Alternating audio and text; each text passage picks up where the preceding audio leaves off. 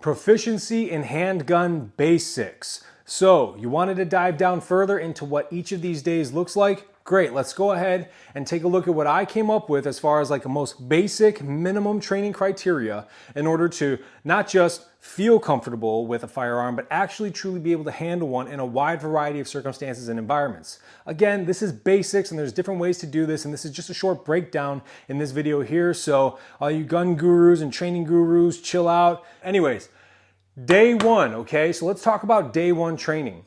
So we're gonna go into safety and fundamentals of weapons handling. That's gonna look like the safety rules. There's 4 universal, I have 5. We're gonna talk about the different types of handguns: revolver, striker fired, external hammer fired, single double action.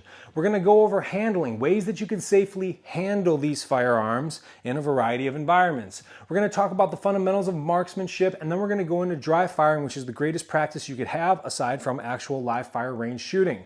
But then we're gonna actually develop what's called a dry fire roadmap, stuff that you could do and build upon in your own time at home so that you can become more proficient at firearms. It takes like 30 seconds a day and you will be light years ahead of all your friends who've been shooting for years. Lastly, we're going to go into a disassembly, a reassembly, and a cleaning class on how to properly maintain these weapon systems. That is also going to be your final test. After we've gone through that, we're going to go ahead and do a timed disassembly and reassembly. That's going to be test 1 for the first day, and that's what we're going to close out on. And that's going to total in 8 hours of training for day 1. So when we get to the end here, we're going to tally up all the hours, and we're going to talk about what that time frame looks like. But this right here is going to be the end of day 1. Now, day 2, we're going to show up at the live fire range and we're going to give a range overview. We're going to go over safety protocol, the firing line, how to keep your gear and equipment nice, neat, and organized whenever you're behind the firing line. Look, cleanliness is godliness, guys, and if you're not paying attention to the fine details like how your gear looks, then you're definitely going to not see the fine-tuned things that are required for you to actually defend yourself against a violent criminal. So you got to have that attention to detail. That's not just some crazy Marine thing in me. Then we're going to go into live fire. We're going to do a very slow, basic live fire drill. We're going to talk about the different positions: standing, kneeling, sitting, down in the prone.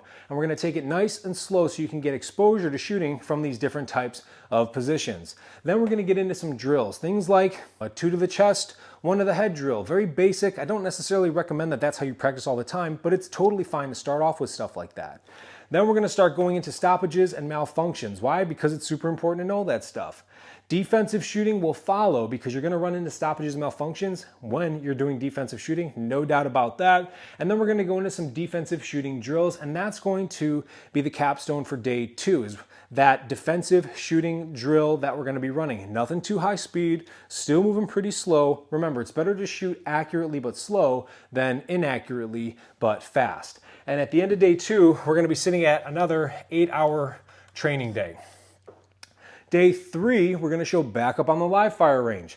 Notice the theme here already. We're already at the live fire range. We're already shooting. We're already moving. We're already talking while on the gun range, smelling that gunpowder. You have to get exposure to this stuff if you want to be truly proficient at it. So we're going to open the day up with a slow fire. Always start at 25 yards if you have that distance to work with. I call it an AMOD target, which is just your typical bullseye-ish ring target. We want to aim small, miss small. Work on those fundamentals 25 yards out, and that way you as an instructor will be able to see who's struggling with anticipation, who's breaking their wrist, who's slapping the trigger, who's pulling, who's jerking. That becomes very evident when you're sitting at 25 yards out, and plus as we get closer, it's really going to start to build your students' confidence. If it hasn't already, because maybe they weren't shooting that good at the 25-yard line, once they get closer, they'll be shooting with a lot more confidence. Then we're going to go in how to draw from the concealed carry holster. We're going to talk about cover and concealment, the difference between the two, and how you can utilize them in your everyday life. We're going to then get into shooting and moving while on that firing line. Nothing too crazy. We're not doing bounding, shooting overhead and all that jazz. We're just moving on the firing line. We're turning left, turning right, turning around, and we're engaging these targets. Then we're going to deal with multi-target at unknown distances.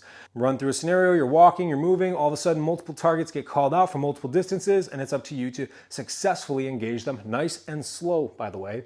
And then we're going to go into a stress test, which is a obstacle course that's designed to increase your heart rate, your physical stress, your physiological response to that stress, and then ultimately break down your mental acuity and raise some sort of emotional response due to frustration. We want to see how good you shoot when you're physically exhausted going through these motions, because that is going to play huge dividends whenever you are actually involved in some sort of engagement or some sort of self-defense shooting.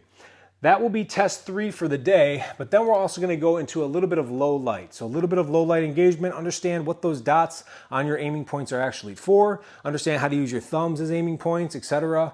A little bit more defensive techniques, but we're going to get you a nice little introduction to low light shooting, shooting with a flashlight on the gun, things of that nature, because you're likely to engage that, especially in a home invasion scenario.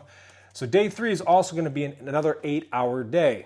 Now, day 4, we're going to dive right into some scenarios. We're going to talk about them, then we're going to perform them. So scenarios, legalities, and then more scenarios. The scenarios, when we start off the day, are going to be based off everything we've talked about up to this point, mostly defensive shooting. And then we're going to talk about legalities. From legalities, we're going to go into problem-solving scenarios. So you need to hit the target or the person that says, 2 + 4, 6. Where's the 6 target? Green triangle. Where's the target holding the green triangle? Etc., etc. We're working on your mental acuity, because the faster that you can think and act reflexively in these high stress situations, the better you're just going to perform overall. So we're working on increasing that mental acuity along with your physical response to the scenario and the drill.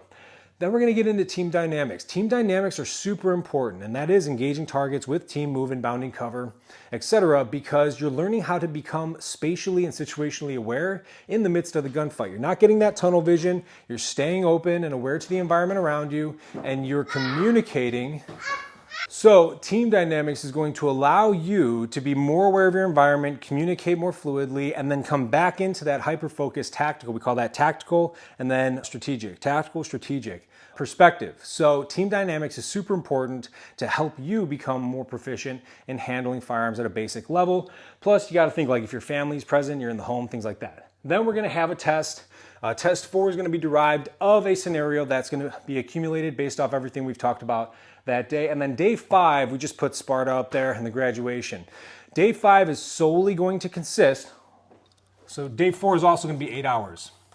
Now day 5 is going to be a long, arduous day. It's a big stress test. One large obstacle course where we are combining every single thing that you have learned up until this point into this one day. And what it's going to consist of is things like test 1, test 2, test 3, test 4. That all collectively is going to be test 5 throughout an extended duration, 1, 2, 3, maybe 10 miles, depends on what type of class it is that we're running.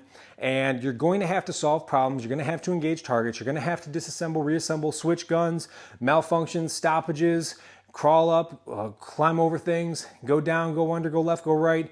Gun gets muddy, gun gets dirty, clean it off. All that's going to be accumulated into day 5, because after that, you will truly be proficient in all things when it comes to handling all the different types of major handguns that are out there, all the major different types of problems that you're going to encounter, and all the major different types of problems that you're going to need to solve in a high stress situation. So this is my roadmap. This in itself will be about an 8-hour day. So you're going to need roughly 40 hours, in my humble opinion, in order to become truly proficient at the basics with a handgun. So what do you think? 40 hours too much, or is it too little? Is this course too intensive, or is it too little? Let me know your thoughts and why you think that way, so that we could have a constructive conversation, because the only way that we could ever truly get better at this and protect each other is by having these types of conversations. What makes you a badass is your ability to lead and aspire and bring people together and defend and be willing to die for each other. You need to be willing to sacrifice it all for one another, because there's no greater gift that we can give to one another as fellow human beings than to lay it all down for love for one another, each other, for our kids, for our livelihood. Yeah, right? So let me know your thoughts. If you thought this was helpful, like it, share it. If you want the actual roadmap, if you want the complete breakdown of everything that I would do, the actual course that I run for basic handgun proficiency, go ahead, shoot me a message, give me your email, and I will send it over to you, and you can download it, use it however you want. I don't really care. If you want more training like this, joemalonetraining.com. We've got the training events calendar. That's where you can find information about this stuff. And we might be in your area sometime soon. So just because we're not posting training in your particular area right now, don't think that we're not going to be there. All right, everybody. Remember, those capable of great lethality are capable of preserving great peace. And if you want to get in on this, join the Lethality University online masterclass coaching group where we combine the online training material with the in-person experience. And there's nothing better out there. We're just trying to bring people together and preserve what we believe in. All right, everyone, take care, stay safe. I'll see you there. Yeah.